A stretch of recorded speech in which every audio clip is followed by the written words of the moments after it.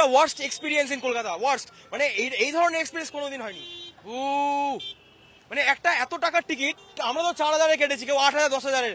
এইরকম এক্সপিরিয়েন্স যেখানে একটা সিভিক সেন্স নেই, যে একটা বড় মাপের প্লেয়ার সে এসছে, লোকে এইভাবে গ্যাদার করেছে, এ সরতেও বলছে না, কেউ সরছে না, নো ওয়ান।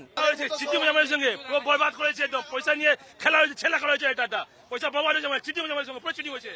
আমরা দেখি আর না দেখি, অরূপ বিশ্বাস ছবি তুলেছে, অরূপ বিশ্বাস দেখেছে, এটাই অনেক। তৃণমূলের পার্টি দেখেছে, এটাই অনেক। আমাদের আর কি চাই? বলবেন এত টাকা দিয়ে টিকিট কাটবে?